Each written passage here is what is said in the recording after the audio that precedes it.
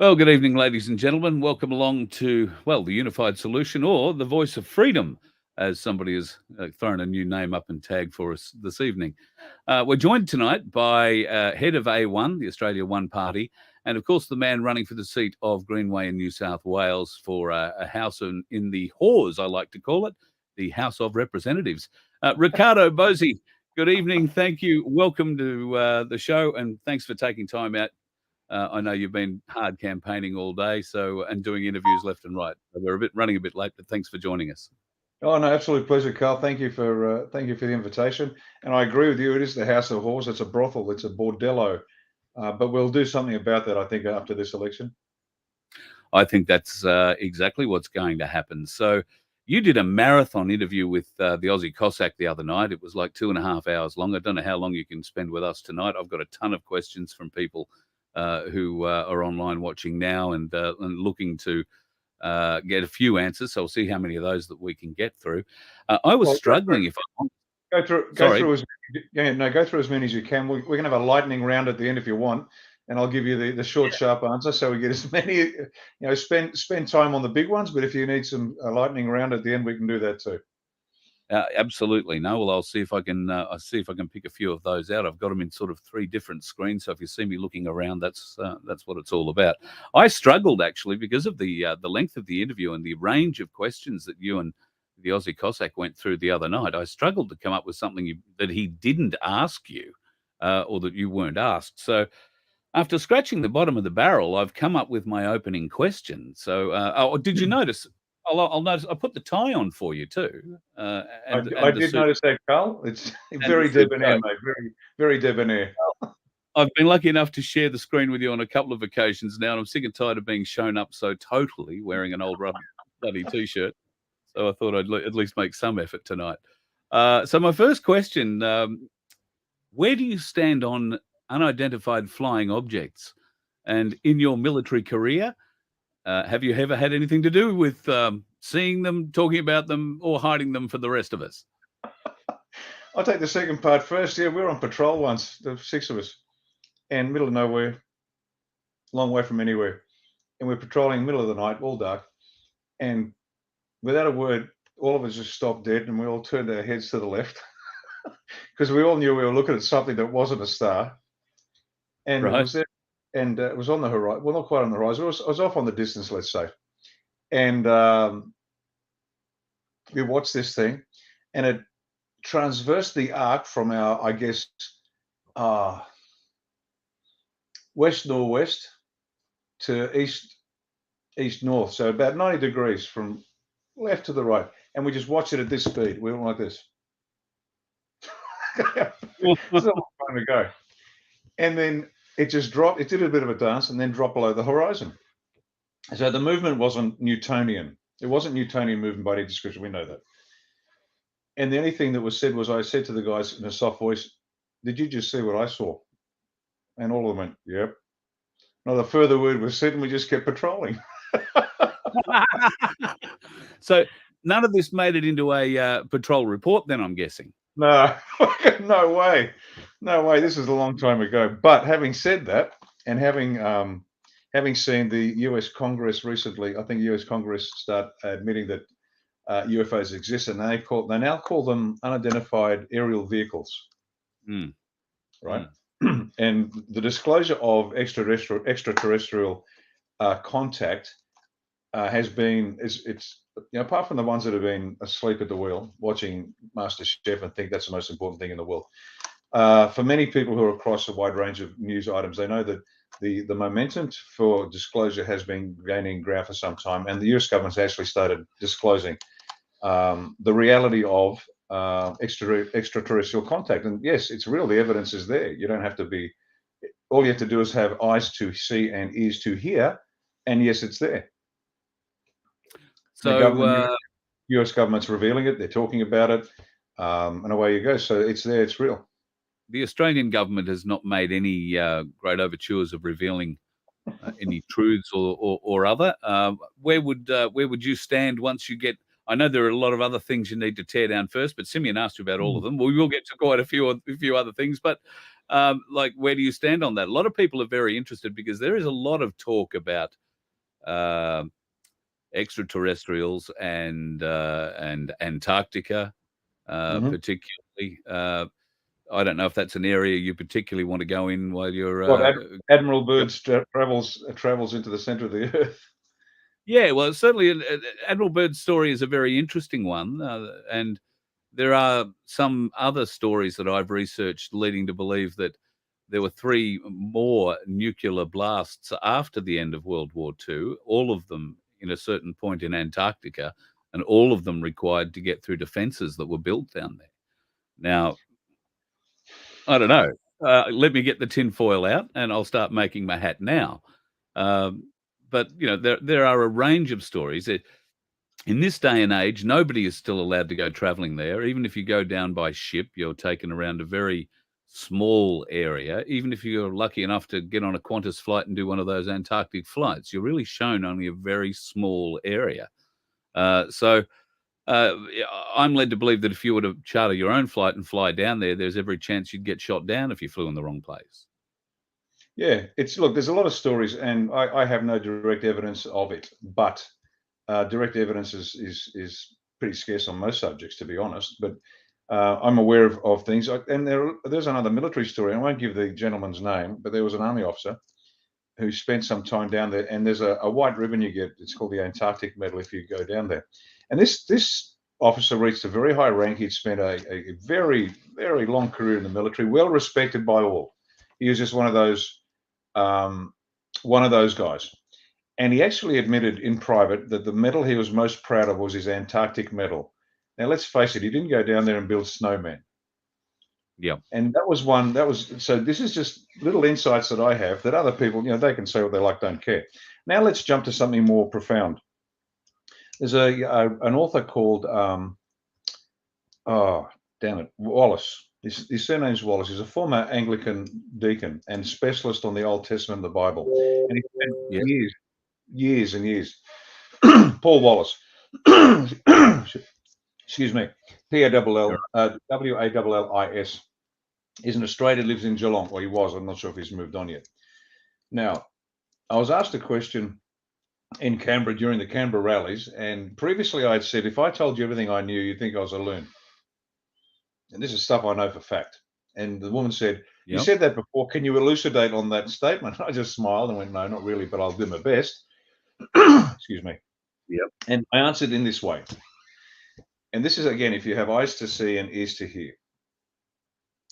Life on Earth. Let's dive deep and the role of extraterrestrials potentially in the creation and evolution of humans on Earth.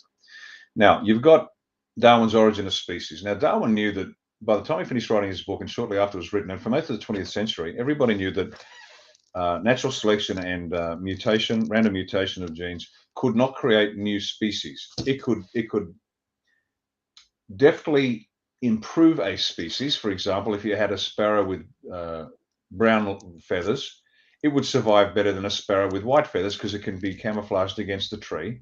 The predators would take out the white sparrows because they're more obvious. And so the ones that survived procreated, and so you had more brown sparrows. And this happened in England with the squirrels. As the environment changed, the squirrel population changed color, not because new species had been developed, but because the ones that didn't survive, didn't procreate. And so, as I said, most honest people have admitted that Darwin was wrong in terms of the origin of species. There is no way mathematically, and this is the cold, pitiless mathematics of evolution, and this is by atheists too. And they say there is no way the odds of life and a new life form coming out of it are so astronomically small, they are practically impossible. It's impossible to happen. Second point, the Cambrian explosion during which many new life forms were created has no explanation, none. And so bear with me because there's a point to this story, coming to the aliens, so stay with me. And so the Darwinian concept is flawed, badly flawed, and the honest scientists, whether they believe in God or not, admit it. And even the mathematicians, just the mathematical probability is so impossible. So the evolutionists are going to find out they're wrong about life on Earth, just flat wrong. And that's going to cause them great pain. Now, for all you religious enthusiasts out there, you Bible literalists, I've got some bad news for you too. So don't celebrate just yet. Because when you look at the Bible, Yeah. and you look at, and this is by Paul Wallace's own analysis, and remember, this guy was a former deacon in the Anglican Church and a specialist in translating from original sources. And what he's discovered is that the Bible, and we've known, again, many of us have known this for a long time, the Bible is a collection of books that's been edited, sub-edited, changed, washed 3 times in the heavy cycle and then put in a fluff dryer. And what comes out of it isn't necessarily the word of God. And the early books of the Bible, and this doesn't mean that God doesn't exist, but just stay with me. Wallace indicates there is evidence that life on Earth was designed, interfered with, refined by aliens. The genetic code was modified. And you can go into the tales of Gilgamesh, you go into the tales of the Nephilim, and I can't go into it now because it's too deep, but have a look at it. Paul Anthony Wallace, check him out. He's got videos on YouTube. He knows of what he speaks, and he understands that. And there's a strong possibility that life on Earth has been not what we've been told. Now, one last story to add to give the religious people some heart. There's another book called The Return of the God Hypothesis by Dr. Stephen Meyer. This is what I read in my spare time when I'm not politicking. Dr. Stephen Meyer is a scientific philosopher, not political, scientific philosopher, which means he has to master a broad range of disciplines within science and then step back and look at the philosophy of what's going on. The erudition in his book is extraordinary. It really is. It's just the most fascinating read, Dr. Stephen Meyer. If you don't want to read the book, certainly go to YouTube and check out his interviews there. Meyer, Meyer. Now, I think I've read some of that. Yeah. Now, what he says is this. As he goes through the pitiless maths that just, no opinion here, this is just the mathematics and the science and the biology. And the short version is this. The most plausible explanation for the creation of the universe 13.8 billion years ago and the creation of life on Earth 4 billion years ago, the most probable cause is a transcendent. And what that means is this. A transcendent means outside of space, energy, time, and matter. Now, get your head around that. Just consider something that is outside of space, time, energy, and matter. Just do that for a second. So a transcendent, I'm struggling to conceive how you do that. I'm struggling to conceive. I know, but it's so cool. But here's the point. A transcendent, powerful intelligence. Now, evidence of that on a very small level. We've known for some time that at quantum mechanical level, the observer changes the result of the experiment. And the one that everyone is familiar with is a double slit experiment where a light ray is shone through 2 slits and light behaves like waves until you watch it and then it turns into particles and they behave like particles. So the observer intelligence, the act of observation has an impact on it. You can't be detached from it. And this is where we start to get into this transcendent, powerful intelligence. Last happy bit.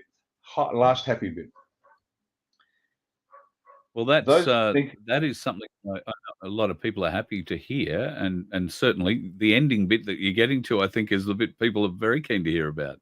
You bet. The last bit is this. There's some people, just so we understand where we sit in the demographics of this discussion.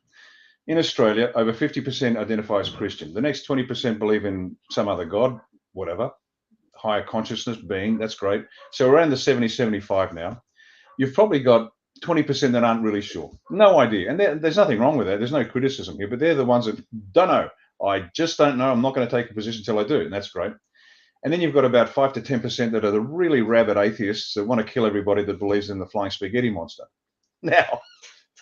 Now, the best explanation of this transcendent, powerful intelligence, and some people say, well, if God existed, he started the universe and he let go and it's just going on its own. That's the deistic model, D-E-I-S-T-I-C, deistic model.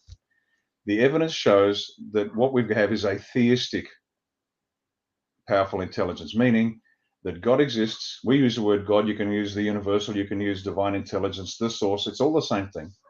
This intelligence, this powerful transcendent intelligence, is involved on a daily basis in our lives.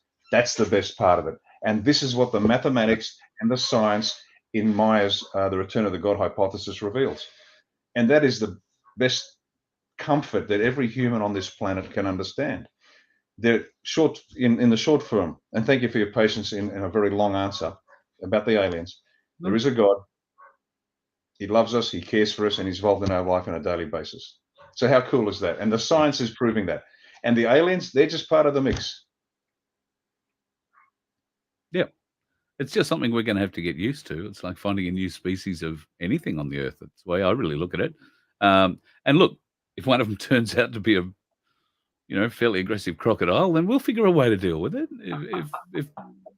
If they go the other way, we'll figure a way to deal with that too. It's that's what human beings are. We're adaptive unless we are controlled, and that's of course what we're trying to get rid of now. So we've got more viewers than I've ever had watching us before, which is great. So thank you if you're watching on YouTube. Like and subscribe, as the Aussie Cossack keeps telling me I've got to keep reminding people to do. So that'd be awesome. So there are a lot of questions, Riccardo. Can I start with a lot of people are wishing that they could vote for you. There are a variety of reasons why they can't. You can only vote for you if you live in the New South Wales electorate of Greenway. There is a lot of complaints that there aren't A1 candidates in everyone's electorate. What have you got to say to that? We've been saying for the last 2 years, if you want electorate, put your hand up. We don't appoint candidates. And the reason is this, and I understand your frustration, but we've said this for a long, long time. The other parties select candidates and plonk them into the electorate. Now, to whom will that candidate be loyal? Obviously, to the party, because their position as the number one candidate is in the offing. So what we say is this, and this is Australia One, and I've been saying forever. Our organisation puts together a policy package. Our organisation vets people. Now, if you sign up to our policy package and we vet you and you're clean and you're good, then you put your hand up and win the support of your electorate, because you will be a genuine independent. So and even in this election, we have not told the A1 supporters who are running as independents, we've not told them how to preference. We've left it up to them. They are genuinely independent. Now, parties hate that. Yeah, sure. They just can't wait to control these little imbecilic puppets like Albanese and Slow-Mo and who's that idiot treasurer of ours, Frydenberg, and all the rest of them. They couldn't complete a two-piece jigsaw puzzle without written instructions. And that's why they're there. That's why it is a bordello. So we haven't got A1 supporters who is running as independents, because you have to stand up. You individuals, you've got to understand that we have to change the way politics works in this country. Australians must take responsibility for their future on a real level. And the sort of people we want are the ones with a history in the electorate of service to the community. And they are known, liked, and trusted already, not because they've got an A1 next to their name, but because Jacko has been down at Bunnings every weekend for the last 6 months running the sausage sizzle to raise money for the kids with cancer. And Jacko, by the way, happens to be a small businessman who's been around the block a few times. He knows how hard it is to create wealth. He employs people. He understands stuff. And so this is your classic A1 candidate that'll get up, get in, do the job, and get out. Yeah, he's the guy or girl who cuts up the oranges every week for the kids under-8s football team and is out there coaching them, rain, hail, or shine. He's the bloke who's running the boundary every weekend in whatever game you play as sport. So he or she, I should say, because certainly you have a number of ladies and very strong women, may I say, running with A1 support. I spoke to Dominique last night in Melbourne. What a very strong candidate she is. And of course, Maddie Fry, God, what a powerhouse is Maddie Fry. Oh, she is. And I got to tell you, the women have stepped up. Now, isn't this fascinating? The other parties have to pass motions that they want quotas for women. Bullshit. All we say is, are you good enough? You're in. Now, we've got more women in positions of executive positions than men, because they are just bloody good. And Maddie is a candidate, and Dominique, as you say, I mean, this is a tough game, and they are brilliant candidates. So we really have a look at people. Look, they're just so good. So Dave Allen has got a question up here. I'll put up on the screen. What will you do if you've got to, if you get the supply power, if you like, and you've got to choose between either Craig or Pauline? How's that going to work for you? Well, our job, and I've said this before, I've made this abundantly clear. Our job is not to get into the bordello, get our snout in the trough, and guarantee supply to a bunch of pedophile protecting blood drinking Satanists. Forget it. Not happening. Not happening. Our job is to get in there and, in a measured, calm way, reveal the truth to the Australian people so they demand a change. That's what we're there for. And if we have to have another election in another 3 months, perfect. Because we have to collapse confidence and not collapse confidence in a false way, but just reveal what's really been going on in Canberra and really been going on in every state parliament around the country. And when the truth is finally out, that'll happen. Now, why is it important to get into politics, into the parliament to do that? Now, we've been doing it from the outside. But imagine if myself or one of the other independents gets in. But imagine me with parliamentary privilege. It won't be pretty, but it'll be a lot of fun. But more importantly, what it does is, instead of just being some guy on a screen on an interview, and there are thousands and thousands and thousands of us all doing a good work. But if all of a sudden I'm the member for Greenway, I have heft, I have weight. They now have to pay attention to me, because by insulting me, they insult 100,000 electors in Greenway. And that's a really dumb move, because people don't like being told they're stupid. And so that gives me the gravitas, the weight, the heft to actually shove a finger in the face of the polity, the bureaucracy, the military, the judiciary, the constabulary, big business, big media, academia, you name it, everybody, and say, we know what you've been doing, and it's going to stop. I live in Queensland, and a lot of people are talking to me about Lindsay Temple, the A1 supported candidate for the Senate. Now, I was lucky enough to speak to Lindsay last weekend at some stage, I think it was. He was flat out travelling between Townsville and Cairns at that stage. He's now on his way back down the coast.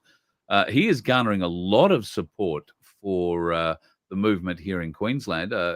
He comes from a little area sort of between Mackay and Rockhampton, if you like, about 40 kilometres south of Serena, he told me. So having driven through that area a lot recently, I can tell you there's not much there, but he knows how to get on the road and meet people. Lovely fella, and very, very supportive of, obviously, the A1 policies, which I know you have a document of and are set to release in the coming days. Now, I think there's a real chance for Lindsay in Queensland. Are you doing any polling, or are you hearing any news about his particular strength? He's your only Senate candidate across the whole country. Yeah, it's the reason the Senate's tough is because you need it's a Senate vote, it's a state vote, and so you need everybody in the state to vote for the guy, and that means you need everybody in every polling booth handing out how to vote. And obviously, we can't do that. But are we doing our own private polling? No. But we're certainly hearing a lot of anecdotal evidence about what's going on in Queensland. And Lindsay's name is getting better known. And as soon as they read about this bloke, they realise this guy's great. And in 5 minutes conversation with Lindsay, and you'll say, mate, I need you in the Senate to look after us. And this is the whole philosophy of what we do. We get good people that know what the hell they're doing. They've been around the buoy a few times. They know what life's like. And they'll get the job done. And Lindsay's just a Monty. But as his name gets better known, man, if we get him into the Senate, watch this space. Queensland, you will have the greatest senator that you've had in decades. And I mean it. This guy is one of you. And that, again, that's our philosophy. Out of 25 million people, you don't think we can find 76 senators and 151 lower house MPs that could do a better job than the current mob? Of course we can. Absolutely. A lot of people are watching. Thank you to everybody who's watching on YouTube at the moment. Like, share, tell everybody that we're on at the moment. Share the link. Make sure they come on if they've got a question. We'd love to hear it. A lot of people are asking about what's coming up after the election. And I think it's the weekend following where the World Health Organization gains, control of our sovereignty. Not just our, when I say Australians, but gain control of the sovereignty of Australians, individuals. This is not sitting well with the people, Riccardo. And if you or enough independents aren't elected, we clearly can't expect the bastards that are currently sitting in the power seats to change it. This has all been brought on by I think back in the crud days when it was signed, 2007. I'm sure Gillard had something to do with that as well. But this is a serious concern. It's almost like there is an army poised to breach our borders and take full control of us, and that's how people are starting to feel. Well, they What should can feel we that do? way because what's happened is the UN's already got control of Australia in a hidden way through China and all the other mechanisms. And people have to understand this is a this is a network of evil. It really is. UN, WHO, World Bank, you name it, they're all there. Now, they've already got control of us effectively, but it's not above, it's not visible yet. This is where it becomes visible. And so what's going to happen after the election? I've got to tell you, get enough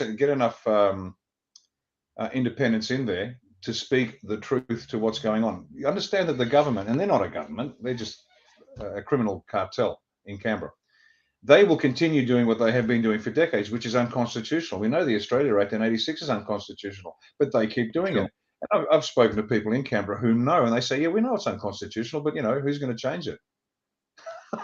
Well, guess what? The people are. So yes, the UN is supposed to be taking control shortly after the election. I got it. Not going to happen if we get in, because once again, we have weight. We have a presence now that we can take Yep. this to the world. We can take it to Australia, and if we need to, as I said, we collapse confidence in the current government, and then we get another election in 3 months. And you've heard me say before, we get a governor general to appoint to dissolve the parliament, and let's say they can't form a parliament. Let's say a handful of us independents hold the balance of power, and we decide we're Yep. going to support neither side. That means neither leader of the Labor nor Liberal Party can form government. Now, what are they going to do? Are they going to go back to election? Absolutely not. No. What they're going to do, my guess, is they are going to form a coalition, a Liberal Labor coalition. Now, how do you think the people will respond to that? If we didn't get 5 million in Canberra last time we called for it, oh, geez, we'll get it next time. Because the My moment word. the people say no to everything, there's nothing they can do. It's only with our compliance that they survive. And you get a Liberal Labor coalition government, I guarantee you, they're going to do it. If we get that balance of power, they will do it. And the final shred of camouflage will have been dropped, and we'll see them for what they are. Two wings of the same bird, as they have been for decades. Now, this is where the Australian people, now we're about to enter a very rough time politically. Gird Yeah. your loins, be strong, we're going to win, but it's going to be tough. And that's okay. We'll be good. We'll get this. We will get this. I was The having truth, I was the having truth is just this going to be coming out. conversation. I was having just this conversation with some people the other day, saying, when is all this going to end? When are the white hats going to come out? When are we going to be saved? And I said, I don't think we've suffered enough yet. I mean, certain parts of the world are suffering really hard, but they're saying we're going to starve. Well, nobody's starving yet. And I can probably go a good 6 months without a feed and still just lose a good 60 kilos and still be living. So it is the long way of getting there. But there are a lot of us that will survive. We'll be bloody hungry and angry at the end of it. But hungry, what do they call that? Hangry. But we'll still be here to fight. So people are very concerned that this new world order, if you like, is going to move in. That if the independents do not get the power that we're hoping we can engender the public to give them this election, then they're going to have to sit through 4 years of whatever hell is going to come our way. Now, a lot of them are saying the Queen's death is going to be a trigger for this whole thing going to change. Everything, there'll be announcements, things will be made clear. The leap of faith won't be as far that people will be asked to make. What do you know anything about that? Yeah, no, absolutely. Look, the original question, when are the white hats going to save us? Sorry, folks, you're going to save yourself. Now, there are certain things that we can't do. I get it. Yeah. But understand this war, this subterranean war that the good guys have been fighting, let's call them white hats. Guess when it started? Any idea? Maybe 70 years ago, folks. Yep. But it's a slow counter to the same war that the globalists have been fighting for a long, long, long time. So it can't be as obvious as that. So that's point number one. Closer to now, the White Hats have been, I'll tell you what, let me just make this opening statement. When the full truth of what has occurred comes out, and I promise you full disclosure on any subject you want to know, because you are sovereign, you have the right to find out what's going on. But when full disclosure comes out, the Australian people will owe the United States of America, not Biden, and forget that. I'm talking about the good people. We will owe the United States of America a debt that we will never be able to repay. The world will owe the USA a debt that they can never repay. And we as Australians, I will make sure that we always remember that, because they are doing so much right now. The cost to them is horrendous. Arrests already started in Australia. They started back in Feb. You won't see it yet. But between now and say, I don't know, what's this, May, let's say the next 5 or so months, maybe, more and more truths will come out. And it's the big names will finally start to drop. Did you see the New York Post? Clinton cabal exposed. The fact that they're now coming after Clinton, this isn't quite London Bridge, and I saw the comment on London Bridge, and that's true. Yeah. There is a progress that must be made. But when the big names start falling, you'll got Clinton's up first. We might see Barry Obongo and his wife, Michael, come up next. So as that occurs, you'll start to see it. So please disabuse yourself of the idea that nothing's happening. My God, so much has been happening for so long. You've got to read between the lines. You've got to read the play. Just because the ball's at one end of the field, you've got to look at the other end of the field, see what's going on. And so good things are happening. Very good men and women are sacrificing a lot for the globe, for the planet, for good. And it's happening. Is it happening as quick as we'd like? Absolutely not. We want it done tomorrow. I'm telling you, but this is a big job. But I'm telling people who are saying just that to you, I'm getting that as well from a lot of people. And I keep saying we can only go as fast as our slowest learner. And at the moment, we've got a really, really big group of slow learners, because what you're saying is we can potentially red pill them.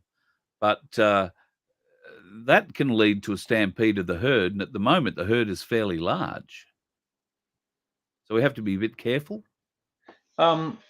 It's not the there's a term used by people, and I've been using it. It's quite wrong. It's actually, they're not brainwashed. They're not asleep. Sorry, they're brainwashed. They've literally been brainwashed. And unwashing that brain is the tough gig. Now, having said that, we're not held up by our slowest learner. We can't move. We can't wait till everybody is ready. We have to move forward, and we are. People will be left behind. They won't believe it, and there'll probably be about 20% of Australia. You can show absolute undeniable evidence to them, and they'll go, no, it's not true. No, it's not, all lies. So it's just accept this is human nature. What we need is enough, and we're very close to that enough. That enough is 20%, and we will be moving faster. We will be moving with more hard evidence to prove to people what is going on. Now, you may have heard my breakdown of the demographics of this group. You've got the red hats are the drones that'll do whatever they're told to do. They have no conscience, no morality. And the only thing that moves them will be seeing a black hat arrested. Well, that's going to be happening. Well, it's already happened in some cases. It just hasn't been made public. It'll be made public soonish. And so don't worry about the red hats. It's not our job to get rid of them. Then you've got the orange hats, and they're the true believers. They watch the ABC. They think Lee Sales is wonderful. They don't realise she's a full-term abortion enthusiast. They don't know that the Labor Party, there's nothing more than the Labor Party women like better than killing babies and all that sort of stuff. And then you've got the yellow hats, and these are the ones that don't care. It's not so much they don't know, they literally don't care. As long as they get paid and they can earn their mortgage, and they put themselves in a decreasingly sized cage until they're tiny, tiny, tiny, they'll give away everything. Their sovereignty, their liberty, even their children. Just leave me alone, because they don't care. That's about half the Australian population. But that's not a criticism of Oz. This is about the planet too. It's the planet.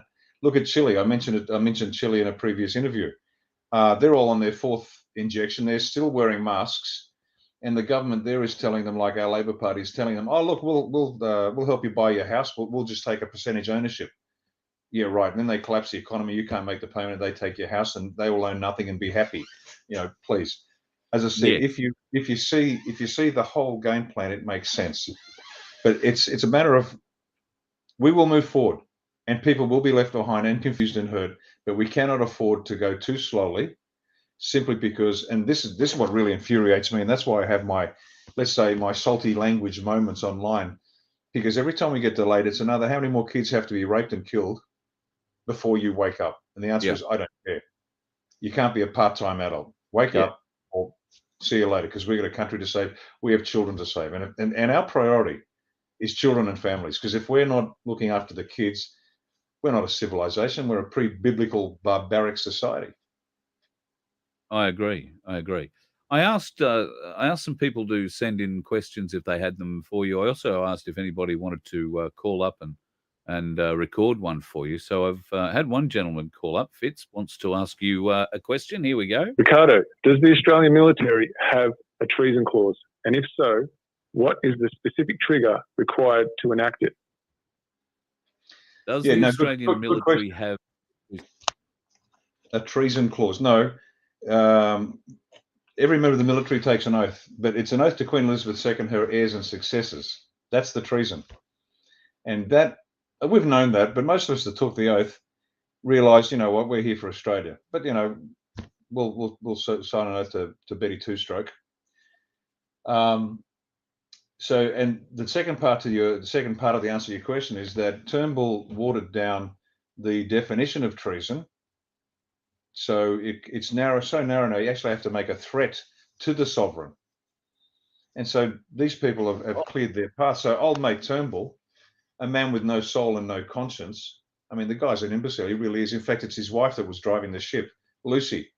Lucy was the prime minister, and Malcolm was, Malcolm was a sock puppet with an ego. So there is no specific treason clause for the military. It's just the oath.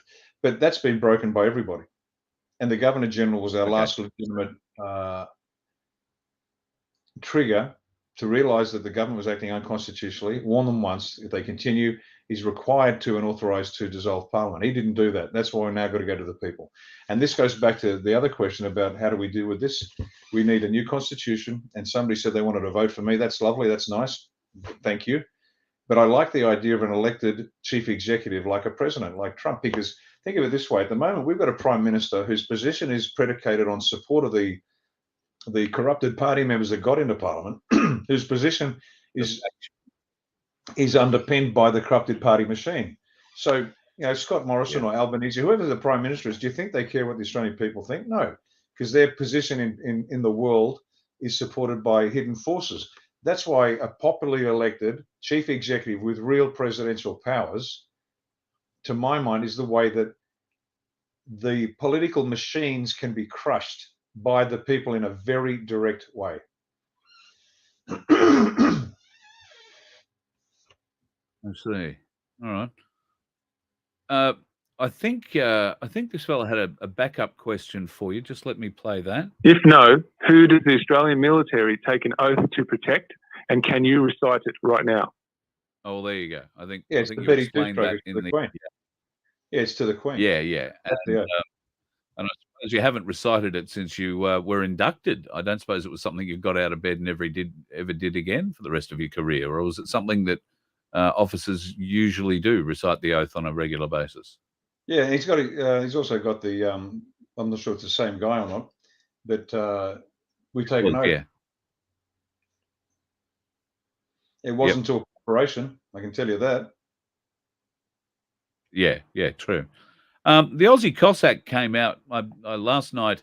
I got a very late phone call, as I usually do, from the Aussie Cossack when he has something exciting to tell me. He spent all day in court yesterday and was fighting a parking fine. Well, no, I beg your pardon. It wasn't a parking fine. It was probably a little bit more serious than that.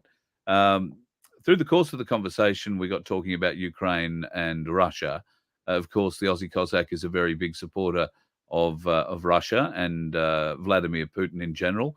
I must say I'm a big supporter of what's going on there as well, and a firm believer in that it's not a beginning of World War III against, or starting out with the Ukrainian population. It's a war between the Russians and NATO. However, he made the admission, or told us last night, that there are a number of very large, formerly, I suppose, Soviet states or historically Russian empire states that have formally requested to be reinducted back into Russia.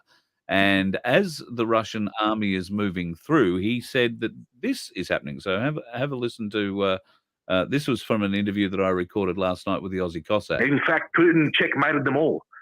He said, where the Russian army comes in, all of your debts are forgiven and all of your mortgages are forgiven. And all of your credit to the Ukrainian banks are forgiven. You've been able to confirm that? Yes, it's confirmed. And the people are greeting Putin with open arms, with flowers, with tears. It's fantastic. Now, the Aussie Cossack might have a penchant for a flourish with words, but if that is indeed true, that Vladimir Putin is forgiving all debt, all personal debt, all mortgage debt, that is sounding suspiciously like Jassara to me. Could be. You understand this? Vladimir Putin is a Russian. He's doing what's best for Russia. Now, when two nations have a common objective, and it's always only temporary, it's never long term, it's temporary. Then you have an ally, and if for the time being it's in Vlad's interest to pursue what might be seen as a common approach to a problem, which in this case is to remove the petrodollar from the planet and fiat currency and restore to each nation sound currency based with intrinsic worth, metals, gold, silver, platinum, palladium, a few others, then yeah, it does sound a bit like Jassara to say, doesn't it? But understand this, all of us, me included and everybody else, we have a desire to advance our nation. None of us are globalists. Whatever alliance or cooperation we have with another nation, it is predicated on our national interest, not on some global fairy tale. And so what he's doing is in the best interest of Russia, short, medium, and long term.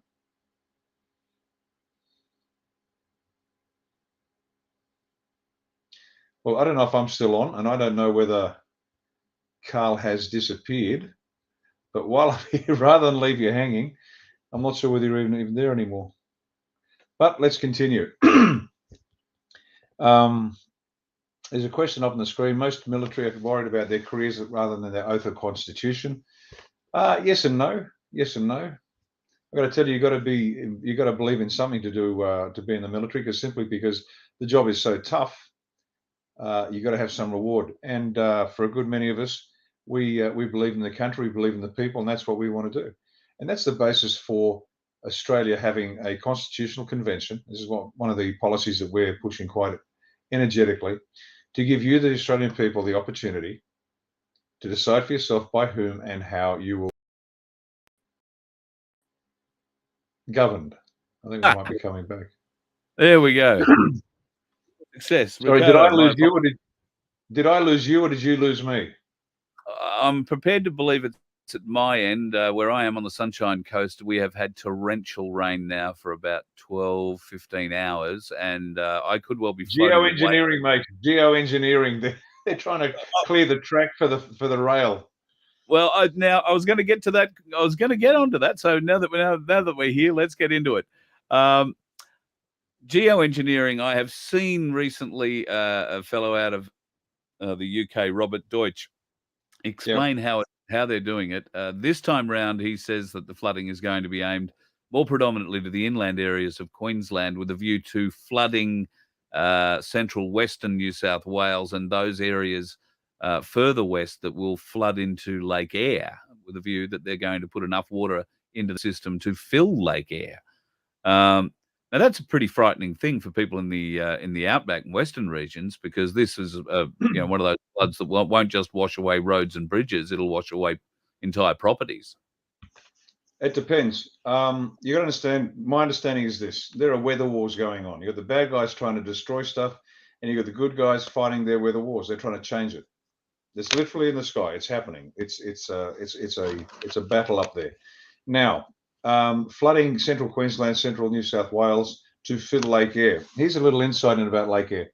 Lake Eyre is a salt lake. It's a salt pan. Nothing lives there much until it floods, and when it does flood, the explosion of flora and fauna is extraordinary. It becomes this haven for life and creativity and beauty. It really is. It's an extraordinary place. Now, when it does flood, for the succeeding 7 years, the eastern seaboard farmers have bumper crops. How about that? Wow. And so Okay. knowing that, knowing that, one of our policies, and we've said this for a long time, and the other parties talk about it, they never do it, is to establish the Bradfield scheme, which is damming the waters from Tully all the way up north with a series Yep. of dams and allowing that to green Queensland.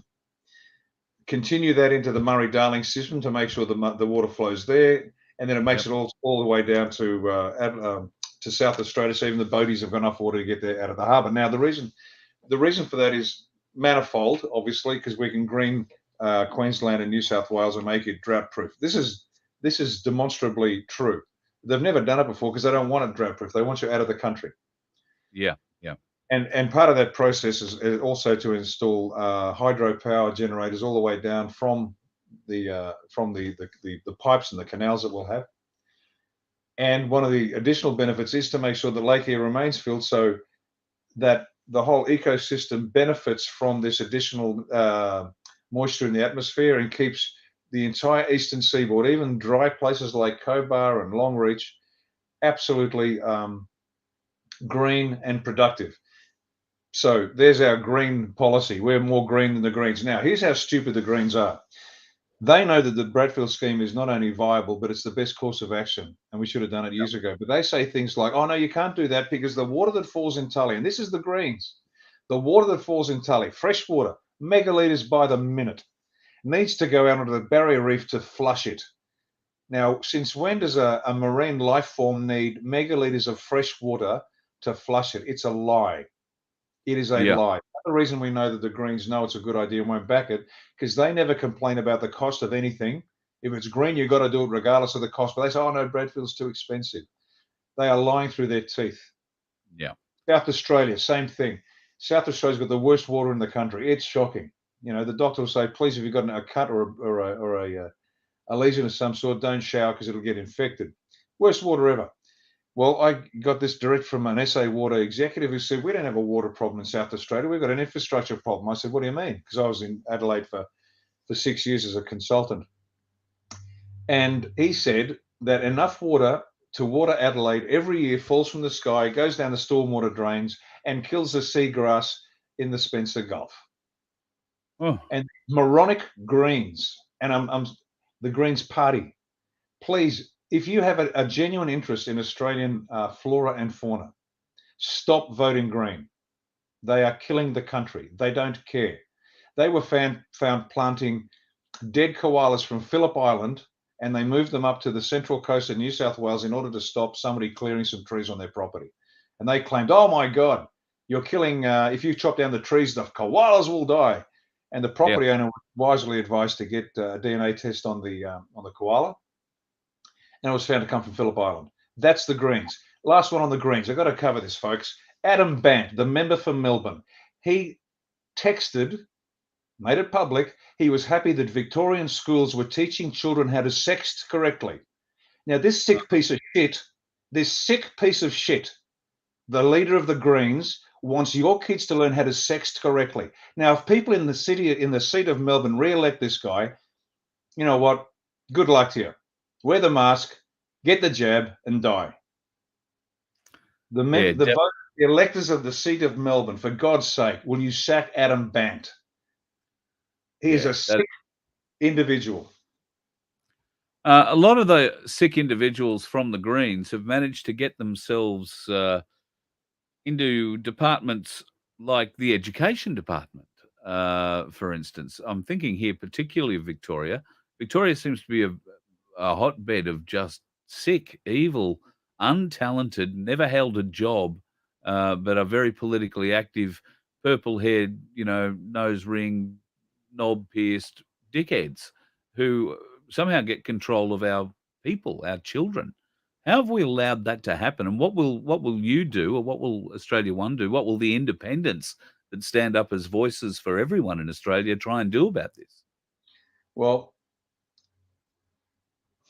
what the governments over decades have done, they've created men without chest and women without brains. That's what they've done. Yeah, true. How do you return that? You return power to the people in a very real way. Education specifically. Let's talk about education. Right now, what happens is you go to school and the principal will get a certain amount of money per student that they have. Let's just pick easy numbers. Let's say it's I don't know, it's not, but let's say it's $5,000 per student. There's 1,000 students, so if 5,000 times 1,000, there's your money. And then the headmaster gets that check, and he or she runs the school. Well, how about we don't do that? Because the parents are compelled to go to the school in their area. But what if the school is terrible, like ours down here? I had to pull our kids out of the school, and it was allegedly a Catholic school. But my God, I pulled them out as soon as we realized what was really going on. So how about we do this? We give the parents the education voucher. Here's your $5,000 for your kid. Now, you can pick any school you want to. If you want to drive an extra few kilometers, you take that voucher and sign that up to the school. And what that does is that empowers the parents to get involved in exactly what they want. Now, the parents want the best for their kids. And teachers' unions. Now, I love unions because unions protect the rights of workers, and there's some bastard companies out there. I get that. Yeah. I get that. But what the fuck has a teachers' union got to do with curriculum development? Their job is to protect the rights of teachers, but they're in there with their agenda, and it's clear as day, their agenda to sexualize children and do that. And so, no. So you got 1,000 parents, 1,000 families out there with their $5,000 checks or whatever the number is, 3,500, saying, well, we don't want it. We don't want our kids taught how to masturbate. We want our kids to learn about reading, writing, and arithmetic. And the headmaster, if he says, no, we're going to do it anyway, the parents take their $5,000 and leave. And so the good schools will continue to grow and develop. And then the new school, this other school down the road that's doing the right thing, attracts more parents with their checks, and they get to grow. And the bad schools, and these are bad. These people have no time. I have no time for these people. The bad headmasters, the bad teachers, that will just collapse. They will cease to exist. There'll be no students there, therefore there'll be no employment, and they'll never get another job in a school because they're sick. So that's how you give power back to the people in a real practical way. But you watch Liberal, Labor, National and Greens. None of them say that because they don't want the people to have the power. That's what A1's all about. Give the real power back to the people, and the mechanics is important. Their right to select their candidates, their right to say where the money goes. They get to write. It's their country. It's their money. They are sovereign, and they have the right to determine for themselves how and by whom this country is governed. Yeah. I think people are very much supposedly against the death penalty at the moment. But when we talk about pedophilia, that does tend to bring it up a bit. Are there enough people to gain that sort of support? And let's face it, if all things are going to be revealed as we would hope, there's a lot worse than just pedophilia going on in the world. Death penalty might be the easiest option out for these bastards that have been committing it. Oh, exactly right. And one of the problems with Australia and why we've ceased to be a functioning people is because there's been no consequence for bad actions. Well, that's why, and people think death penalty is an extreme. Really, you rape a baby, raping a baby, 3, 4, 5 months old baby, to the point where the overpressure in the body is so great, you get the black eyes. They're called panda eyes. Our politicians are into this stuff, and it gets worse. It gets worse. The satanic ritual abuse used to be reported. And if you do your search on the internet, you can find Canberra Times articles and even 60 Minutes with Ian Leslie, the reporter, investigating satanic ritual abuse. It's real. We know it's real. We know the politicians involved in it, and the ones that aren't involved are silent. And we know the judiciary are silent. Yep. And they say and do nothing. Oh, but I can't. Yes, you can. You're just a coward. If you know this and you don't speak, you're a coward. Yeah. We have a system in place where mandatory reporting is meant to take place. The thing about mandatory is you have to comply to it. A lot of this goes misdiagnosed or unreported at any rate. Queensland particularly seems to be a problem with that. These are all systems that are failing the children that they're there supposedly to protect. We're starting to learn some horrible things about child protection services in this country. So outside of you and I building a set of gallows and weaving a rope, the people are, but I mean, we're not telling the people here, there's near enough, well, not quite 1,000 people watching live now online, just on YouTube, and we're streaming on Facebook and Twitter and a few other places as well. They're sick of waiting, Riccardo. I mean, these people are looking hopefully forward to a great result for the independents this coming election. Nothing, I don't think, would give the majority of people in the country a greater smile than seeing, 76 seats in independent hands. But the reality is we may not get to that point. Um, it could be a Trump kind of count where we storm through and we wind up with 100 seats.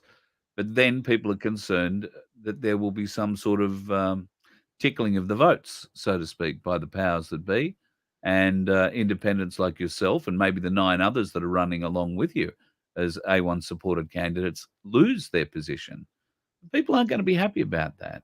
What Yeah. are we going to do after the election if we're not happy with the result? We don't Oh, trust the good. result. And that's mainstream media. Mainstream media are going to be the ones that dictate who wins this because they're going to call it at whatever time of night they decide they've figured out who the winner is. That's exactly right. And this is exactly the point. Next Saturday is the 6th of June, 1944. This is an attempt to get a toehold on the beaches of Normandy. Now, they didn't expect to get to Berlin on the 7th of June. There's a long, hard struggle ahead of us. But all we need is this toehold. Just one decent independent who will then have the heft and the weight and the knowledge and experience to communicate exactly what's going on to bring this down. We need to do this again. This next few months between now and December is going to be quite uncomfortable politically. And for those of you who say, "Oh, it's all too hard. I don't like politics. Just pick a party and get on with it." Sorry, folks, not going to happen. Now, when the Americans fought the Revolutionary War against the then greatest superpower on the planet, Great Britain, Washington at best had supported 20% of the population. It didn't have an army comprising 20% of the population. They had the support of only 20%. That means 4 out of 5 of the colonists were actually in favor of supporting King George and the Brits, and Yeah, they right. still won.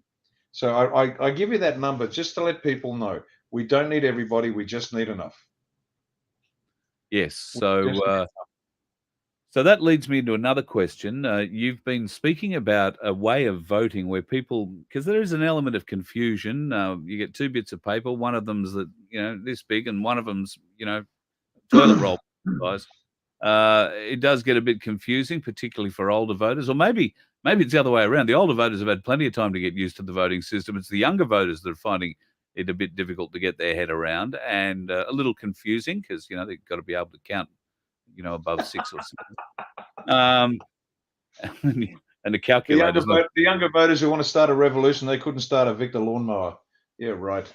Yes, yeah. Well, somebody suggested to me today that if the military were to be coming around to Australian people's front doors and trying to inflict the jab on them in some way, shape, or form, that the Australian people are in pretty good shape because the people that are being inducted at the moment into the military, you could probably see them off with a box of pencils and a fairly full egg carton.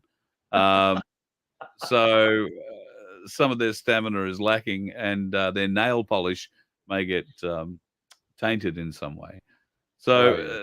the Australian people are a bit worried that the military might come knocking, and if not the military, then this international police force. So um, it's what happens the week after this election. What happens if people do not believe the result? But we expect them to lie. We expect the AC to cheat, lie, and steal. That's what they do. That's what they That's do. The system is designed to bamboozle people. In fact, we were talking about, and this is an instructive moment for your viewers.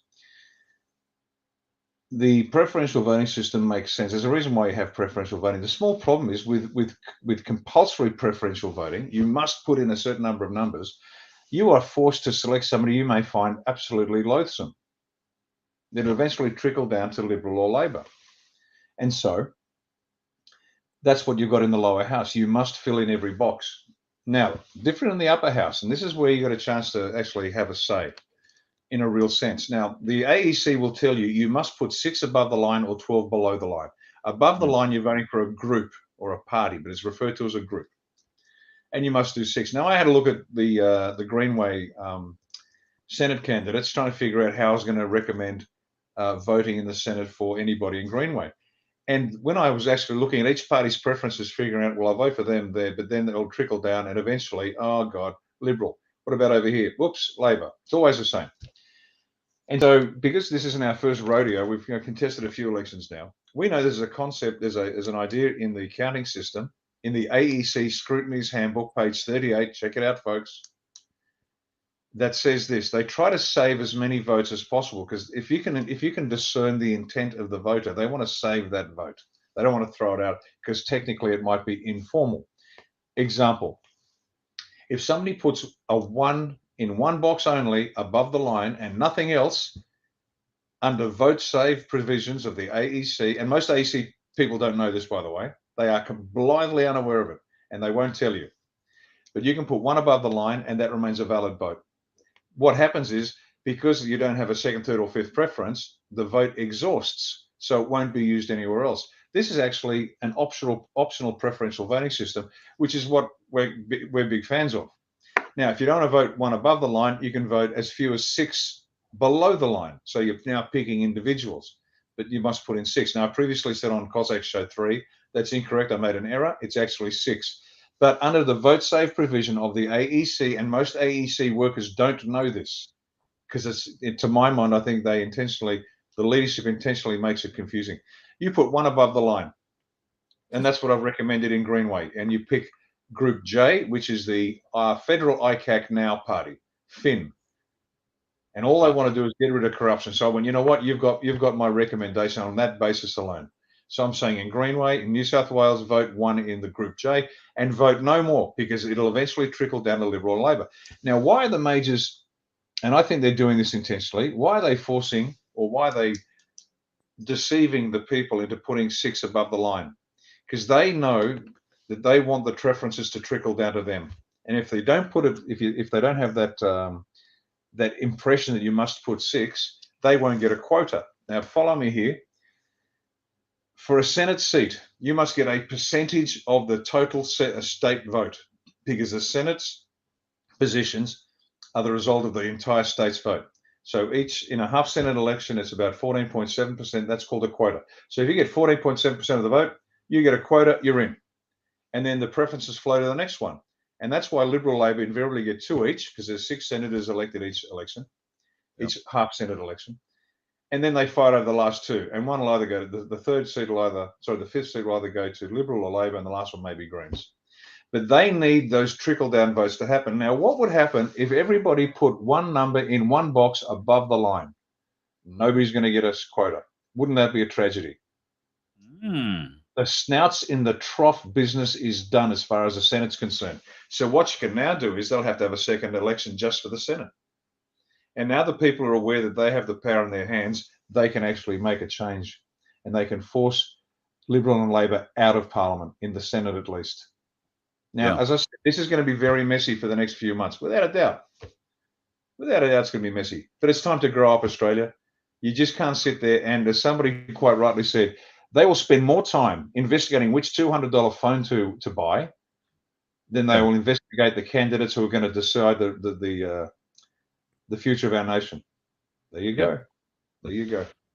I've just put a question up now asking what your take is on the Royal Commission into Veteran Suicide, a very serious matter. I don't know that you're aware of it, but my biological father is a Vietnam veteran, or was a Vietnam veteran. He passed away a few years back. He was a Nasho. So veterans' interests are very close to my heart, and sort of that Royal Commission promised a lot. Do you feel it's delivered on its findings? Absolutely not. Absolutely not. They don't want the truth to come out at all. We know that more people have died from suicide, more soldiers, sailors and airmen have died from suicide than are killed in the Afghan war. But there are many contributing factors to that. The other thing is the government isn't interested in doing a decent Royal Commission, neither is the Australian Defence Force. Why? Because the ADF uses soldiers as crash test dummies for Big Pharma for testing drugs. I don't know if people know that, but they call themselves the Lucky 100, and there's a whole lot more than that went to Timor, for example, and they were plugged full of drugs, and they went nuts and crazy. And then the psychs, who are the psychiatric profession in this country, is just slightly below pedophile, not much, slightly below pedophile for what they're doing to people. And the Australian Defence Force, the admirals, generals, and air marshals, they know exactly what's going on, and they don't care. The suicides are not just related to military service; they're related to to sexual abuse, particularly in Navy. Man, there's some Wow. sick stuff going on. And that's why they don't want a proper Royal Commission into veteran suicides, because they know when the lid comes off this, there's going to be a lot of generals, admirals, and air marshals in jail for the rest of their miserable lives, because they have actually covered this up. So there's the sexual abuse and rape and sexual abuse, male and female. Then you've got the injection, the forced injection of the troops, and they were told things like, get the jab or you won't get to deploy. Now, every soldier would give his eye teeth to deploy on operations. That's why we join up. And they went, no problems. Now, the army won't do me wrong. Well, they did, and they couldn't care less. They couldn't care less, and they don't care about it now. They never will care about it. The Cossack asked you, or via one of the people I think that was viewing that evening, I get your opinion again. The people want to believe there's a great deal of white hat support, and of course some of that coming from the Australian military. Your answer the other night didn't lead me to believe there's a great deal of support behind you there at all. No, there isn't. Don't look for white hats in any aspect of leadership, in any aspect of Australian life. And I keep saying it just to remind you folks, the polity, the judiciary, the bureaucracy, the constabulary, the military, media, academia, big business, big media, big unions, the churches, the synagogues, the mosques, the temples, the lodges, all of them. Every aspect of leadership in this country is controlled, and they act as if they're not. They act as if they're working against each other, and they get the membership to fight. But they're playing a game. Yeah. They're playing a game. There are no white hats in Oz. Now, what's happened, I suppose I can, to some degree, there are certain aspects of life in Australia where the black hats have been replaced by white hats, but the people below don't know that. And they don't know why the stories are changing. They don't know either why they're following orders. And certain groups are being pulled to one side and they're doing things. Now, at the lower level, the digger level, are there some people involved in white hat type operations? Yeah, absolutely. But at the officer level, the command level, they haven't got a clue. They wouldn't know if their ass was on fire. So let's say we haven't got a overwhelming majority at the end of the election cycle this time round. What's the plan for Riccardo Bosi and the next 4 years? People have been complaining that Australia One hasn't been able to register as a party. That's why you haven't got people in every electorate. That is only partly the case. Just because you've got party at the end of your name doesn't mean you've got somebody running in every electorate. Unless just on that, if we could be registered as a party, we still wouldn't have members in every electorate. We don't appoint members. The membership do. Ladies and gentlemen, grow the fuck up. Serious. That's how we work. Now, we're in this mess because you're so bloody lazy. You're waiting for Liberal, Labor, Nationals and Greens to tell you who to vote for. Go find someone you know, like and trust. We will never appoint candidates. We will vet them. We will give them a policy platform, but it's up to you. This is called being grown-ups. And if I hear one more complaint, oh, you're not registered, fucking really. Stand up and do something. Stand up, because the fact that you've sat there and waited for these imbeciles who are controlled by everybody else to do the job, that's why we're in the mess we are. And it's not my fault because we're not registered. It's your fault because you haven't done a fucking thing all your bloody life politically. Now, what's Bosi going to do after this? I got asked the exact same question after I ran as a Conservative Senate candidate for Corey Bernardi. And I said, I keep going. This doesn't stop just because the elections. Everybody else disappeared from the landscape. Bosi and his wife, Rhiannon, we have been pushing this now for years, non-stop, without a break. This doesn't work. We keep going until we win. See, that's what people don't get. This isn't like a footy match where you blow the whistle and it's finished. This is. We either win or we fucking die, folks. It's really simple. I don't know how clearer I can be. And the only person you can trust is you. So get off your ass, go and get a candidate, find someone who knows what to do, how to do it, who's got a background in actually getting stuff done, and back them. Stop listening to everybody out there telling you what to do. Think for yourself. How do I vote? Research a candidate. Oh, but I don't know how to. Oh, well, in that case, march into the gas chamber and they'll turn on the taps with Zyklon B. Yeah. This happened 1,000 times before, folks. Either Australia grows up or we die. Either we stand up or we die. Either we stand on our own 2 feet or we die. We protect our kids or we die. This is the last throw of the dice. This is it. Why is it you think that people aren't seeing the signs? clearly there is an awakening group. There are some who've been awake longer than others, and I know we all, wake up at a different speed. But there are just some really obvious signs that things are not quite right with the government. I mean, I think if Albo is actually elected PM, we're going to have a Joe Biden within 6 months. We're going to be looking at that sort of decrepit government, within 6 to 12 months. Oh, we've had them. Do you think ScoMo knows anything? This is the same guy that got sacked for corruption from an advertising gig, I think, in New Zealand. You had Julia Gillard at 35, a partner at a law firm that was young and naive and didn't know what was going on. We've had these bills for decades. I mean, seriously, we have had, just because they're not as old as Biden and as insane, doesn't mean that we haven't got it. So this has been going on since forever. It really has. It's not like it's about to come ever. Now, to your point about why don't people see it? We have been brainwashed, not just asleep, brainwashed, decades and decades and decades. Lack of consequence to action, for example. But we've got women now that believe that killing a baby at full term is women's health. As I said, men without chests, women without brains. And just to make and I mentioned this before, so forgive me for repeating it. There has been a move for some time, and this for some time means over 20 years, that they want to have personhood granted to children only after they reach the age of 2. So from the point of birth to the age of 2, they are not considered people because they're not self-sufficient. This is in the words of Mr. Peter Singer, an alleged bioethicist and animal rights activist, an Australian who was awarded one of Australia's highest Australia Day honours by Julia Gillard. So that means the baby's born, you can kill it, you can kick it around the back garden, you can have sex with it, you can eat it because it's not a human. And I never tire of saying this. The one thing we must fix first. Now, Australia One's end state, we know, and I'm going to do the ad, so why not? An intention, and we set this up a couple of years back. And I'm just a simple soldier. I never went past year 12, folks. I am a very simple soldier. Okay? But here's what's happened. We set our intention. In the military, to set an intention, it comprises 3 parts: purpose, method, end state. Purpose, what you're going to do; method, how you're going to do it; end state, what the world looks like when you're finished. It's not a marketing statement. It's not something you stick on the wall in the office that people ignore. This is a to-do list. And if we don't do it, we've failed. Now, our purpose is to save Australia. Our purpose is not to get elected. We want to get elected because that'll accelerate the process. But the purpose is to save Australia. So everything we do must contribute to saving the country. Yep. That's step number 1. Now, method isn't the next part of the process. End state's the next part. And let me describe the end state. We have to create Australia, which is a moral, sovereign, self-reliant Christian Western democracy, which is economically powerful, militarily intimidating, politically free, culturally vibrant, and socially cohesive. That's the end. That's a checklist of what we have to do. Now, the first word is moral. Why? Because without morality, just right and wrong, I'm not talking about being a Christian or a Muslim. I'm not talking about that shit. You just got to know right from wrong. And we must have an agreed morality, not a collective morality, an agreed morality.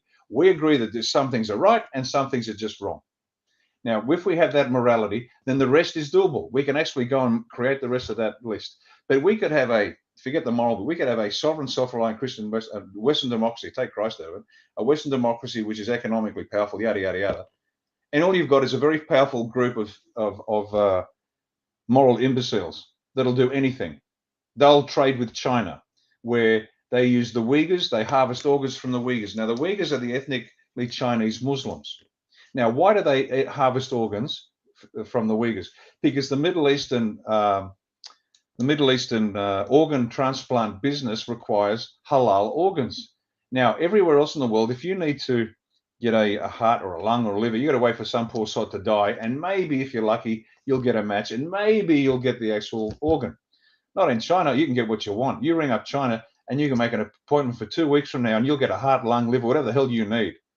Because what the Chinese do is they will get the Uyghurs, they got them in camps, they take them out, they've already matched them, they know exactly who they need, and your number will come up, well, here's a match for this client from the Middle East, and this guy needs a heart, lung operation, so they take this poor Uyghur out, they do a vivisection, they cut him open, take that out, and they transport it, and then the client in the Middle East gets his halal heart, lung. Now, why in God's name would Australia, allegedly a good country, trade with China? We should be destroying the CCP. The CCP is not a sovereign nation. It's a criminal cartel. Now, any nation with half a sense of right and wrong would not be trading with them. Now, it's not just the Uyghurs, because the Falun Gong are also there. Why the Falun Gong? The Falun Gong meditate, they do exercise, they're in peak physical condition. And you can, a non-Muslim can then ring up China and say, I want a couple of kidneys, thanks, and no problem. They go to the Falun Gong who are in camps, and they've already had their they've been tested, typed, and so it goes straight there, make a booking, 2 weeks later, you're in, you get your kidneys, you come back home. Now, this is just wrong. And yet Australians go, oh, no, it's okay. It must be okay because ScoMo said so.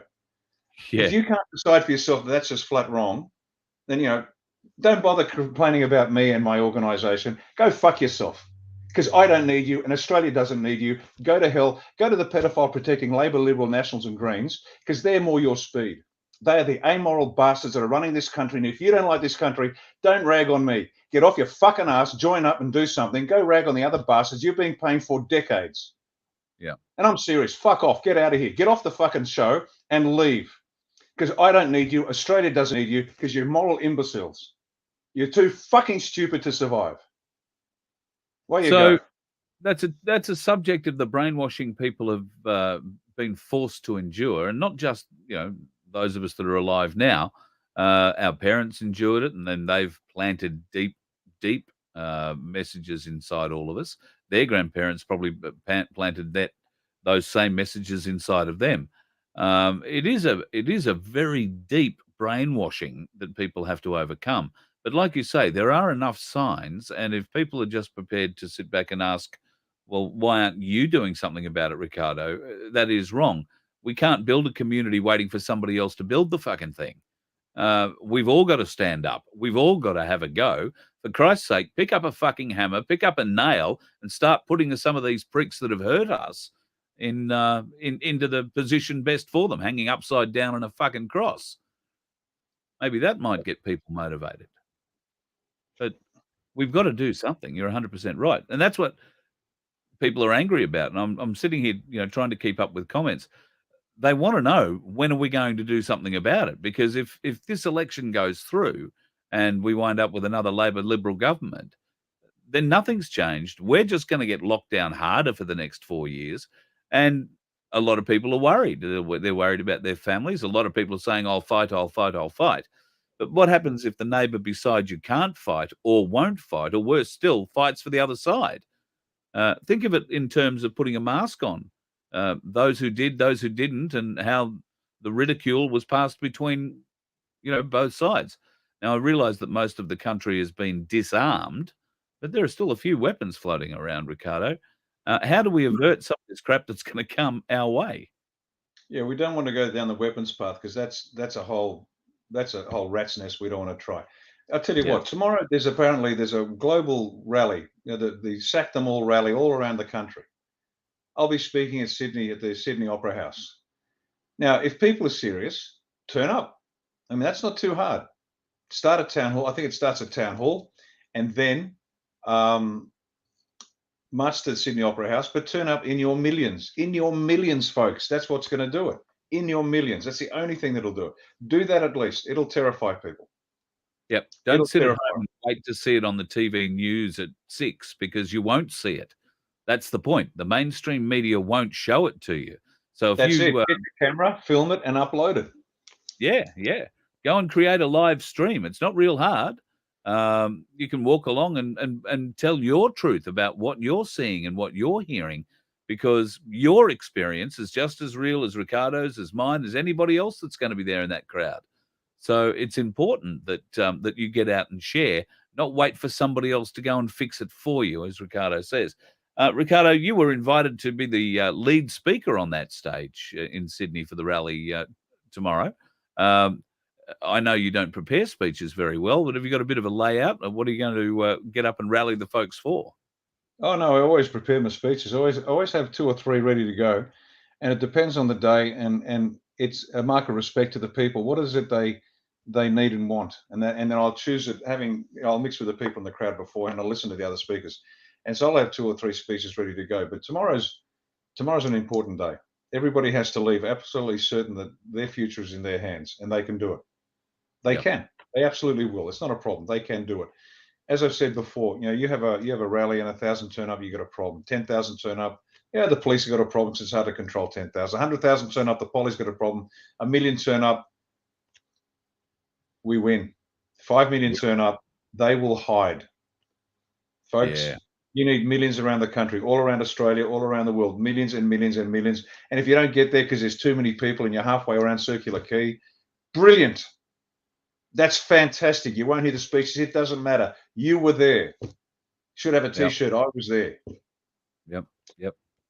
Well, there will be ways to hear it. There'll be plenty of streams happening. You'll be able to log in and hear it from there. And I know that our mutual friend Dave Graham will be setting up somewhere, I'm sure. He's always ready to.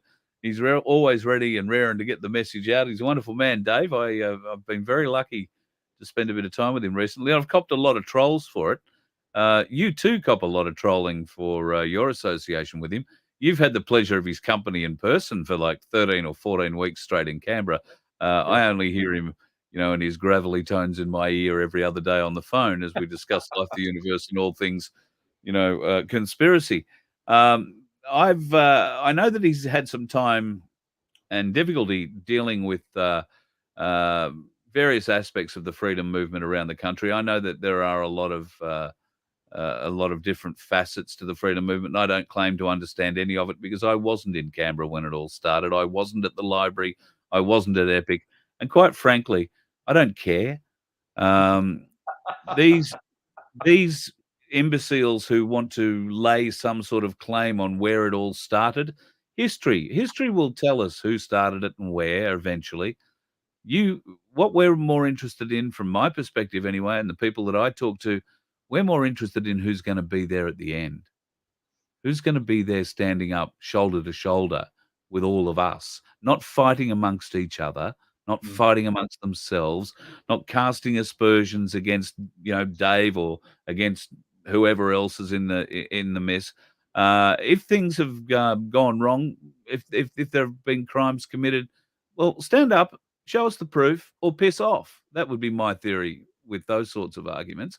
And let's get on with saving us all rather than bitching and moaning about who did this and who started that and where I was parked at the library and who set up whose fucking tent. I mean, you must get sick and tired of hearing all this shit, do you? Oh, no, because Dave's been great. Dave, look, I didn't know Dave before Epic, the days of Epic, and he didn't know me. And we watched each other very carefully. And I got to tell you, he's a man of God. In the good sense of that, he's not some sort of religious lunatic. He tries to follow in Christ's steps in the best way he can. Yeah. And he's always had the movement's best wishes at heart. Whenever he could see the movement going the right way, that was great. The moment people tried to divert it, he'd bring it back. And so I got to tell you, that guy, he should be written up in the history books. He kept that rolling. But that 3 months, I mean, I was there, but Dave was the man. He kept it together. He kept it on track. He brought it back on track when it was drifting. He's a remarkable man, and he's sharp as a tack too. The guy, he's sharp as a tack. Yeah, and he's honest days long. I've had a couple of conversations with him both on his live streams, and I've had a lot of conversations off the air with he and his lovely wife Mel. Just truly down to earth people, honest people. And they've been 100% honest with me if I've asked them hard questions. They haven't shied away from the answers. And there's some uncomfortable truths around Dave, but they're not insurmountable. Dave's never killed anybody. I mean, he's not out raping children. He's not out selling drugs. He's not out, being some, demon in a halo. So, I can only go from my personal experience with the man. He's been nothing but an upstanding human being to me. He's helped me in times where personally I've gone through some trouble recently with various different things, and he's been there for me. And I can't thank him personally enough. Well, the fact is, mate, if I need to talk to you, I ring him. I'm encouraged that you're now starting to return my texts. So don't be offended, mate. I've got about 4,000 on there. I'm trying to get through. People think I'm rude. No, mate. We're just busy. But, no. Dave's is one in a million. No, I love the bloke to death. He's a champion. Well, it certainly takes a lot of commitment to stay in Canberra for 13 weeks, and I have no doubt that following the election, he's likely to be back there again. Well, hopefully to celebrate, and I'll invite him into the, and as you as well, I'll invite you into the members' lounge for a lunch. Yeah. And as we plan our takedown of the cabal. Well, very happy to be involved in that conversation. And the days are past where I would have tried to drink the members' lounge dry, but they're a bit beyond me these days. I quite like the idea of plotting the demise of the cabal from inside their own bar. I think that has a ring to it. It does, doesn't it? I like it. So, Riccardo, I will let you go because it is, Friday night and people have other things to do. We've had near enough to 1,000 people sitting here watching us for the last hour and a half. The message that you want to leave people with right now, I guess, is in Greenway, vote you. But for those areas where there isn't an A1 supported candidate, and in some areas there isn't an independent candidate to vote for, what advice do you have for those folks? Look, whatever you do, put somebody else first. Put the majors last.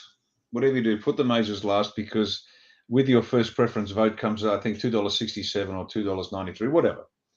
And the majors bank on getting that first preference because they get millions and millions of dollars. Millions of dollars that go straight back into their coffers. So deny them that. So the best you can do, and I mean this, just put the majors last. Independents first if you got them. Minor parties second, and independents majors last. And that's the thing. Make sure you check with your independent that you're putting there that their preferential vote is not going straight to one of the majors.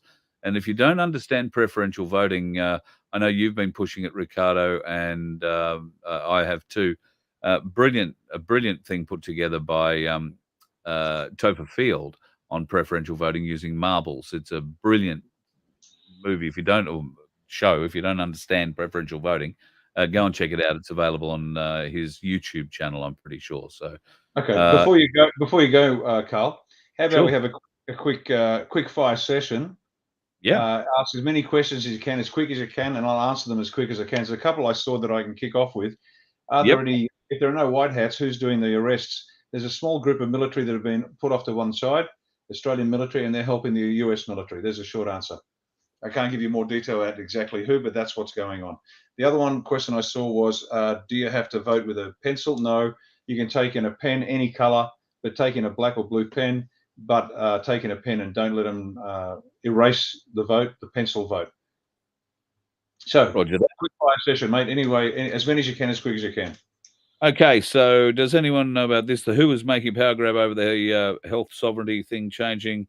What can Australia do about this? What can the people do about this after the election? That's the WHO grab. Yep, that's easy. Let's say the corrupt election returns a Liberal Labor government. We need to protest bigger than we did before.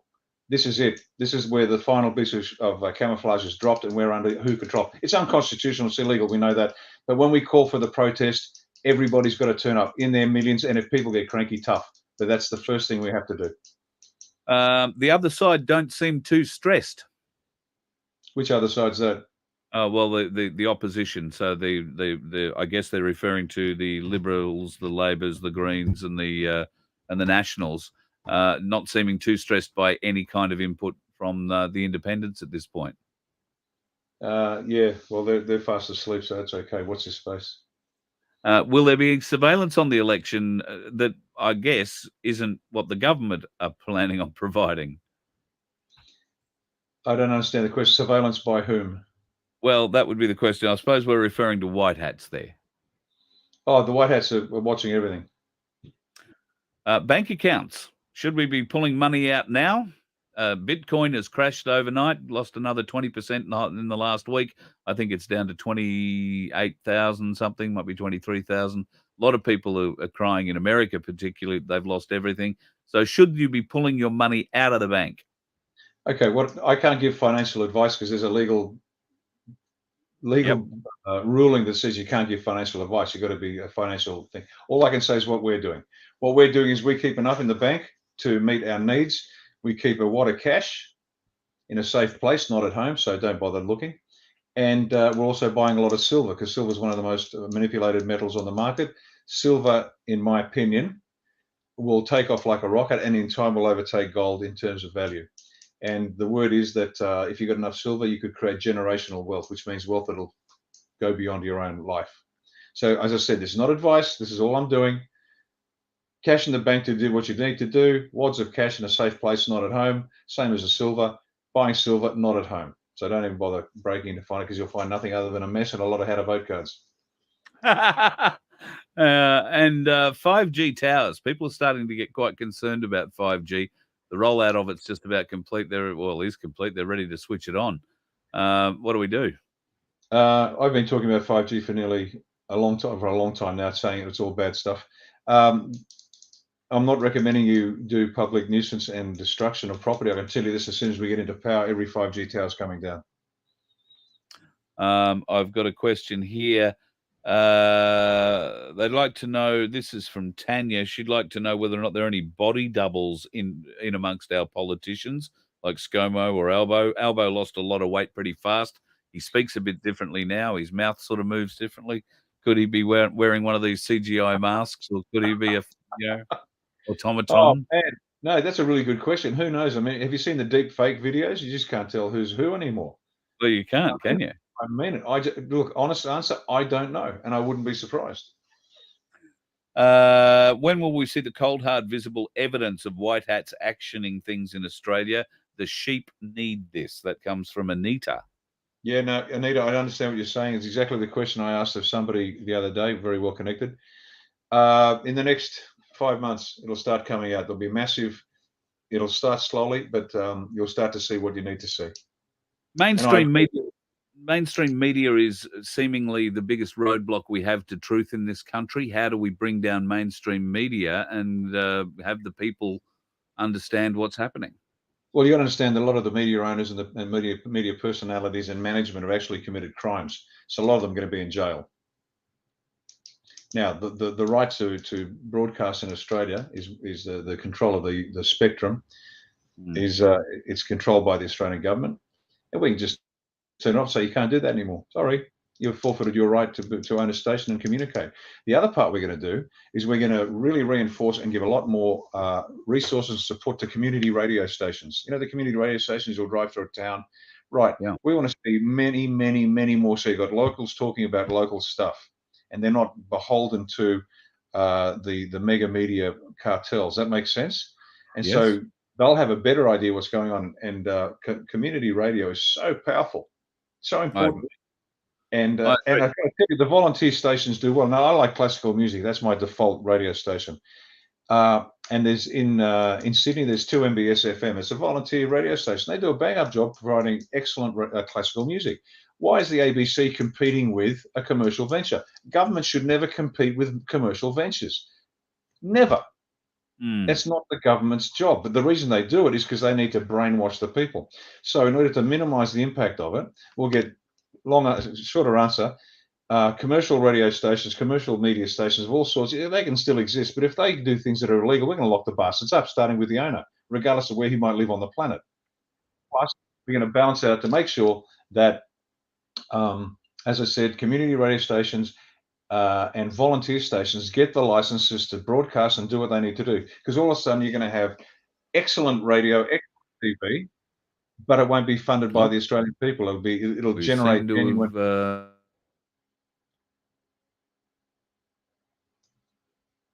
Okay, I don't know if I'm still broadcasting or whether Carl is. Ladies and gentlemen, if you are listening, and I don't know if you are, thank you very much for your time tonight. Be there tomorrow at the rallies around the country.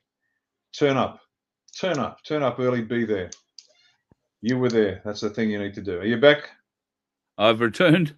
Yes, I seem to be trying to recover a little bit from the water. I think is getting into parts of the line in my street that maybe it shouldn't do. Let's continue on. I've got a couple more questions before you go. Is Australia continuing to wait for actions in the US, or can we act independently? I guess that means in the overthrowing Department of Governments. And the another part of that question from the same person, Belinda, Can you confirm or deny the existence of Nasara Jassara in Australia at all? Yeah. First question first. No, don't do anything violent. Don't do anything in an armed sense of overthrowing the country. What we want to do is make sure we do it in a peaceful way. Others will take care of the more violent aspects of it. I'm not talking about Australians. I'm talking about friendly militaries that are helping us out. So just do what you've got to do the right way. Reason for that is this. A civil war, because the most people won't believe you're right. They're going to think you're a lunatic. And a civil war is a wound that never actually heals. Secondly, the powers that be will use that as an excuse for harder lockdowns. So if you did something silly with a weapon or anything violent at all, 5G towers and the lot, watch the lockdowns. The lockdowns come down twice as hard as before. So don't do it. The second, Nasara Gassara, I'm aware of it. I've read about it. I've yet to find anybody who can explain to me in detail exactly how it works, why it works, and who's controlling it, because I'm a big fan of the Australian people controlling their currency. And we need to get rid of fiat currency and make sure we have sound money.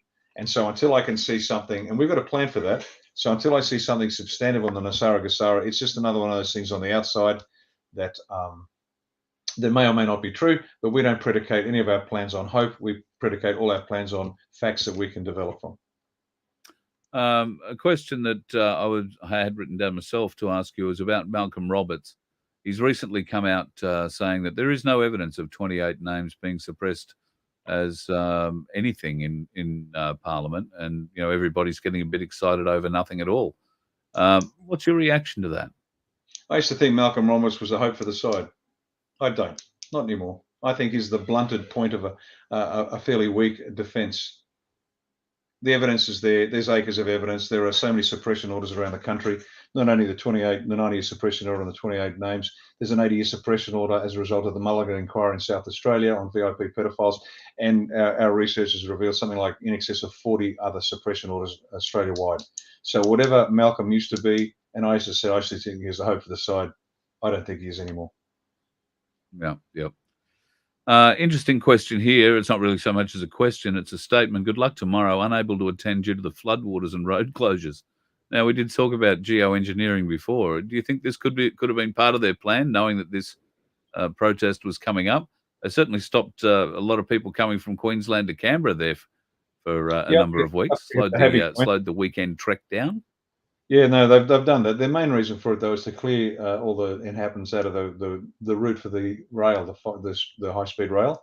And if you look at who owns the land there, a lot of politicians have actually bought. If you look at the proposed railway line and do a search of who owns the land, apart from the cockies that actually lived there for years, there's a bunch of pollies that have bought some land there, knowing they're going to make a killing.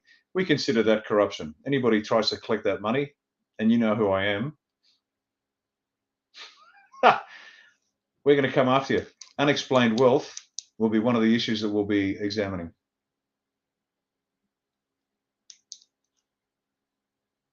Well, it looks like Carl is frozen again, or I've frozen. So I'll keep. There you go. You're back again.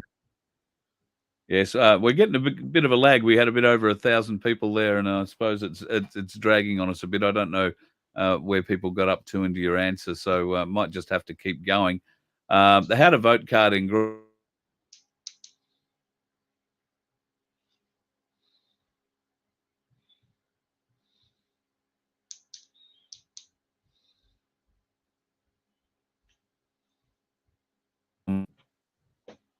Oh, there you go. We seem to have returned. Finally. Yeah, you're back. All right. We might leave it at there because we're being jammed from all areas by the look of it. I've just had just over 1,000 people viewing. Like and subscribe, folks, if you're on the YouTube channel. That would really help me out. And the Aussie Cossack will be proud I've remembered to mention it twice, at least in the broadcast. So, Riccardo, final words. Look forward to hearing what you're going to say tomorrow when you're fronting the Rally for Freedom in Sydney. It's going to be a pretty exciting day. Oh, it's going to be brilliant. Ladies and gentlemen, thanks for staying with us tonight. And look, understand this, we're going to win. I love winning, but I hate losing more, and I don't want to lose. So we will be winning. We'll be winning all the way along. We're going to win. So we're going to win the battles. We're going to win the war. We're going to create the greatest country the world has ever seen. And I mean that in every sense, in a physical sense, in a political sense, in a cultural, military, you name it. This country is the country that everybody on the planet's going to want to come to. And we'll welcome them with open arms as long as they know that it's our country and it's not a camping ground, an investment opportunity. This is a country we love. This is a country we own. Thanks very much, Carl. Thank you very much, Riccardo, and all the best for the next week of campaigning. I'm sure it's going to go extremely well, and I look forward to talking to you further after the election, because I'm sure there are plans afoot, and I'm very keen to be part of some of those plans. At any rate, whether you're there or not, I've got plans. We're all going to we're going to meet. It's going to be a huge Excellent. thing. So yeah, we're going to be pushing the freedom movement much stronger. And for people who are at all concerned about what may come after the election, don't be. Understand what Riccardo is saying. We will win. We have no choice. We will win. So thank you, Riccardo. Thanks for being such an inspiration to the country. And I look forward to one day being able to vote for you without having to move to New South Wales to do it. We can do that, I think, mate. Excellent. Thank you again. And it's been remiss of me. I haven't asked how Rhiannon is. She's obviously a huge support to you. So on behalf of everybody that's watching and your supporters everywhere, can you please pass on our thanks to her? She is such a motivation, obviously, behind you and the team, and she doesn't slow down. She works pretty hard behind the scenes to keep everything running. Oh, she look and never say behind a good man there's always a good woman, because she'll hit me in the back of it with a fry pan. There is not a sliver. There's never a sliver of light between us. We are side by side on this. We really are. And look, I'm just the lucky guy that's in front. We have the most extraordinary team of volunteers behind us. We've got my bride Rhiannon, who's the chief of staff, and the MS man. I've never seen a man or woman with more sheer determination than her. Then we've got Sarah Yule, our national co-ord, and she works insane hours. And she's got 2 little kids, and I don't mean work. She works 18, 20 hours a day on this stuff. She sleeps very little. Our state coordinators, they're all brilliant, and our thousands and thousands of supporters around the country. So I'm just a lucky guy. If it wasn't for my bride and Sarah and all the rest, I'd just be an angry man yelling at the TV set. So, while I'm here, that's great, but understand this: we got a big team behind us, and this is an actual family that is doing what's got to be done. Well, mate, just know there's a lot of angry people cheering at the TV for you right now, or the computer screen, or the phone. I hope you can feel the love and the support for you, and all the best for the coming battle for the seat of Greenway. I can't wish you anything more than the best to get in.